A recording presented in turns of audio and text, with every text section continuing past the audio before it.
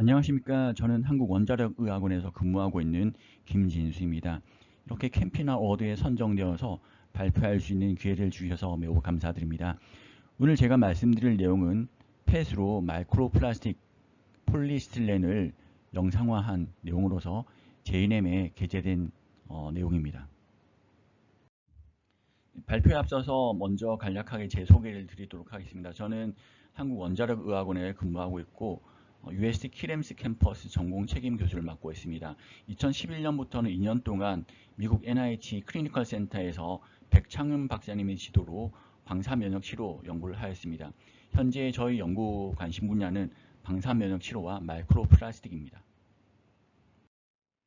미세 플라스틱의 펫 영상에 대한 연구를 말씀드리기 이전에 미세 플라스틱의 현재 사회적인 문제 그리고 연구 배경에 대해서 설명드리도록 하겠습니다.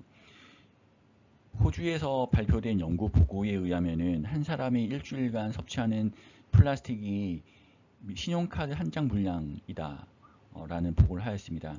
현재 동물 연구에 의하면 미세 플라스틱으로 인해서 궤양, 산화 스트레스, 생식 기능 영향 등에 대해서 많은 연구가 진행된 바가 있습니다. 플라스틱이 해양에 유입되어서 유발되는 많은 문제가 있는데 한 해 해양으로 유출되는 플라스틱은 800만 톤에 달하고 바다 생물들은 이미 플라스틱으로 많이 고통스러워하고 있습니다. 해양 생태계도 많이 파괴된 상황입니다. 이 슬라이드에서 보시는 바와 같이 하천, 하수처리장, 그리고 대기, 해수, 생물 등 다양한 시로에서 미세 플라스틱이 검출되고 있는 것을 알 수 있습니다. 네, 현재 환경적으로 문제가 되고 있는 것은 2차 미세 플라스틱입니다. 2차 미세 플라스틱이라고 함은 의도적으로 제조되었거나 혹은 기존 플라스틱이 UV, 풍화작용 등으로 인해서 크기 5mm 이하의 작은 조각으로 쪼개어진 것들을 특별히 2차 미세 플라스틱이라고 합니다. 네, 이렇게 2차 미세 플라스틱이 생성되는 주요 발생원은 여러 가지가 있는데요.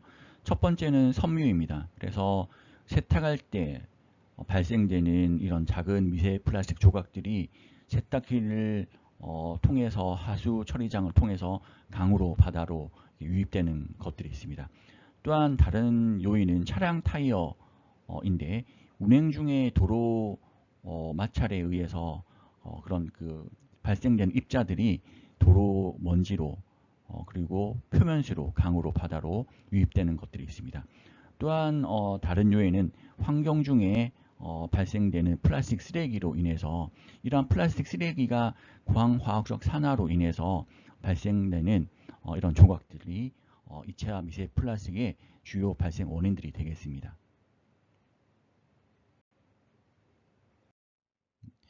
네, 그런데 이렇게 해양으로 유입된 미세 플라스틱이 왜 문제가 되는가 생각할 수가 있는데 우선 이 슬라이드를 보시면은 굉장히 좀 충격적인 사실을 알 수가 있습니다. 서울, 부산, 광주 등 시장에서 실제 획득한 굴, 담치, 바지락, 가리비 등의 해양 어패류입니다. 이러한 어패류를 보면은 이미 이 어패류의 몸속에 폴리스틸렌, 폴리에틸렌 등의 다양한 입자의 미세 플라스틱이 이 어패류에 이미 함유되어 있는 것을 확인할 수가 있습니다. 그래서 시장에서 획득한 산 어패류에서 미세 플라스틱이 포함된 것을 확인하였는데 그런데 이게 진짜 인체에 유해한가 인체에 어떤 영향을 미치나 생각을 할 수밖에 없습니다. 그런데 최근 연구 결과에 의하면은 인체 노출 그러니까 대변에서 이미 플라스틱이 검출된 연구 결과가 있습니다. 이 연구는 오스트리아, 핀란드, 일본 등 전 세계에서 8명의 각국에 한 명씩 8명의 지원자를 받았는데 그 모든 대상체 그러니까 사람에서 대변에서 미세 플라스틱이 검출되었다라는 연구 결과입니다. 그러니까 우리가 해양은 이미 미세 플라스틱으로 오염이 되었고 우리도 미세 플라스틱에서 결코 자유할 수 없다. 라는 그런 연구 결과를 이야기하고 있습니다.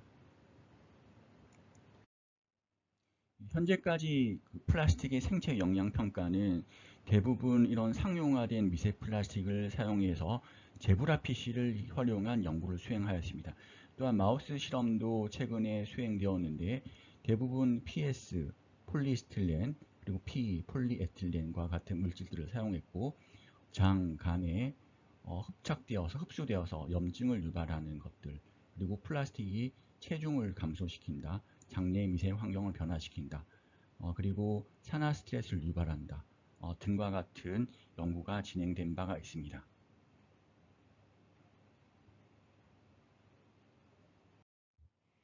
한편 저희가 가지고 있는 핵의학 분자 영상이 가지고 있는 방사성 동연소 추적자 기술을 활용하면은 약물의 흡수, 분포, 대사, 배출 경로를 확인할 수가 있습니다. 그래서 방사성 동연소를 표지한 의약품을 활용하면은 의약품의 그 개발 과정에서 에드미를 볼 수가 있는데요.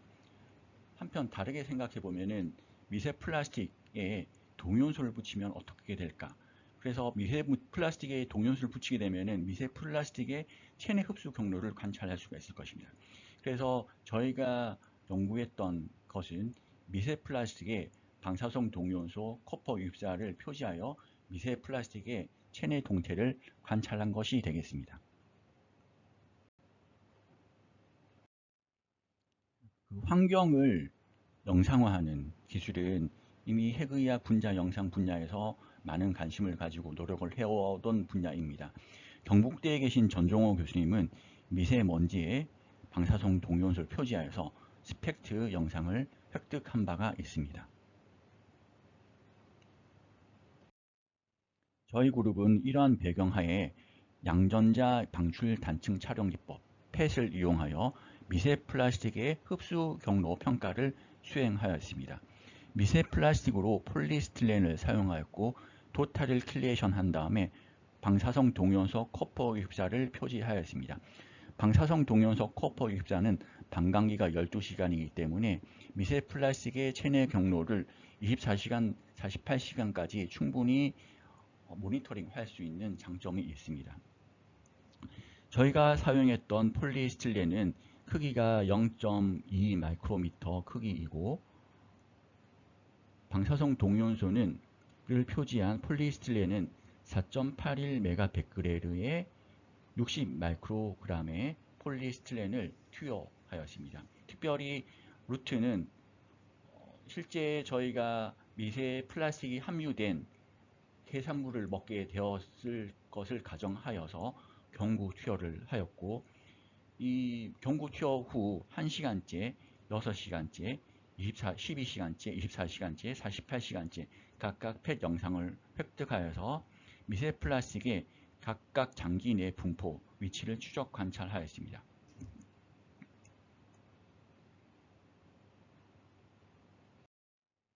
미세 플라스틱 폴리스틸렌을 찍은 전자현미경 사진입니다. 그리고 도타를 킬레이션한 폴리스틸렌의 전자현미경 사진입니다. 특별히 이 미세 플라스틱을 커퍼로 표지했을 때 체내 안정성을 평가하는 것이 굉장히 중요합니다. 왜냐하면 저희가 투여하는 환경은 경구 투여이기 때문에 위에 바로 노출되는 상황이 발생합니다. 그래서 위는 이 pH가 2에 해당하는 강산성이기 때문에 이런 강산성 조건에서 플라스틱을 표지한 커퍼가 잘 레이블링 되어 있는지 확인할 필요가 있어서 저는 스테빌리티 테스트를 수행하였습니다. 그래서 인비트로에서 스테빌리티를 평가하였을 때 48시간이 지나서 도 굉장히 안정적으로 분포 표지가 되어 있는 것을 확인하였고 이러한 것들은 실제 조직에서도 평가를 수행하였습니다. 방사성 동연소 코퍼 입자를 표지한 폴리스틸렌의 펫 영상이 되겠습니다. 이 폴리스틸렌의 영상과 비교하기 위해서 코퍼 입자를 대조군으로 영상을 찍었는데요. 먼저 코퍼 입자의 분포를 보시면은 24시간째, 48시간째 지나면서 리버의 업테크가 증가하는 것을 볼 수가 있습니다. 이거는 리버에 존재하는 알부민이 커퍼 ipsa 그 자체를 업테이크하기 때문에 일어나는 자연적인 현상이고요.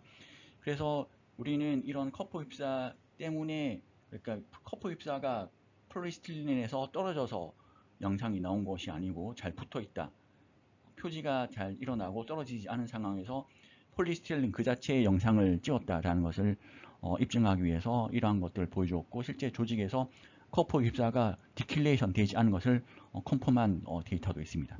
어쨌든 커퍼 ipsa를 표지한 폴리스틸린의 영상을 보시면은 24시간째까지 스토막, 인텐스틴에 강한 업테이크가 있고, 그건 생각해 보면은 당연한 것인데, 경고 튀어 있기 때문에 당연히 위로 가고 장으로 빠져나가겠죠. 하지만 이후 24시간이 지나서 48시간째 되면은 대부분 클리어 아웃되고 리버의 업테이크가 되는 것을 관찰할 수가 있습니다. B 패널의 타임 액티비티 커브를 보시면은 SUV 맥스를 평가했는데, 시간이 지남에 따라 스토막에서 SUV가 감소하였고 인텐시티에서도 역시 감소하는 것을 관찰할 수가 있습니다. 리버에서는 서서히 증가하고, 반면 커퍼 ipsa는 리버에 강한 업테이크가 초기부터 있는 것을 확인할 수가 있습니다. 이러한 롱기튜드널 스터디는 펫의 가장 큰 장점이라고 말할 수가 있을 것입니다. 펫을 획득한 후에 각 장기를 익스트랙션 한 다음에 바이오 디스트리뷰션 관찰을 하였습니다. 퍼센트 ID 퍼 그램으로 정량화한 각각 장기, 스토막, 인텐스틴, 스플린, 리버, 허트, 블러드, 렁을 포함한 모든 장기에 플라스틱 업테이크가 있는 것을 확인할 수가 있습니다. 특별히 관찰할 수 있는 것은 이미 1시간째부터 플라스틱을 투여한 1시간째부터 블러드 레벨, 렁에서, 그리고 테스티스에서도 마이크로 플라스틱이 트랜스 로케이션 된 것을 확인할 수가 있습니다. 이런 연구 결과를 IOP 피직스 월드에서 인터뷰 요청을 하였는데요. 이 질문은 IOP에서 제시한 질문입니다. 이 질문에 대한 내용을 저희가 정리하면서 연구의 의미를 다시 설명드리도록 하겠습니다.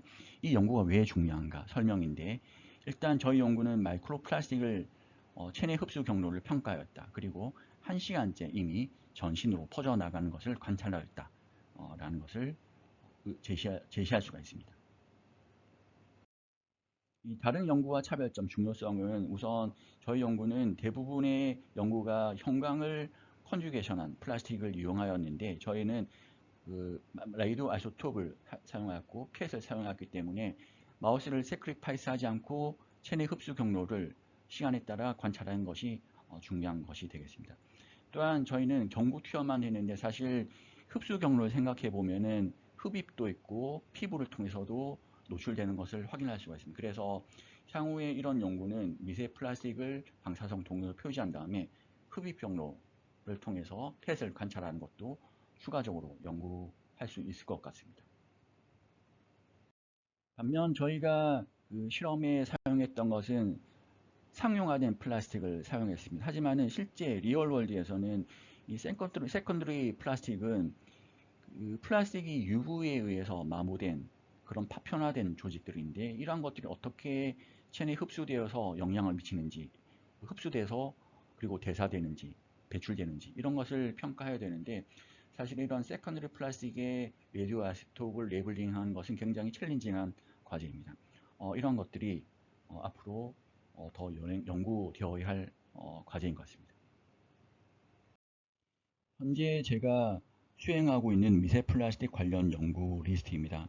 현재 펫 이미징을 했고, 그리고 이런 플라스틱을 노출했을 때 정신질환을 유발할 수 있다는 가정하에 실험을 하였습니다. 그래서 플라스틱을 플리네이탈 익스포즈 했을 때 결국 얘네들이 오티즘을 유발할 수 있다라는 연구 결과가 있어서 지금 투고 상황이고요. 그리고 플라스틱이 위에 계속 노출되기 때문에 이런 노출된 플라스틱으로 인해서 위가 이 암이 유발되고 악화될 수 있다라는 것을 가정하고 실험을 수행하였습니다. 그래서 ASGR2라는 유전자를 발굴하고, 이러한 유전자가 결국 마이그레이션, 프롤리프레이션, 인베이전, 드럭 저항성 등도 악화시킬 수 있다라는 결과를 리포트하였고, 그런 폴리스틸렌이 히어링 로스를 유발할 수 있다라는 연구 결과를 지금 서브밋 중에 있습니다.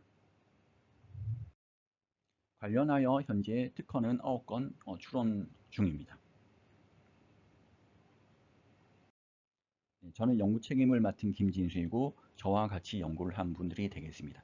감사합니다.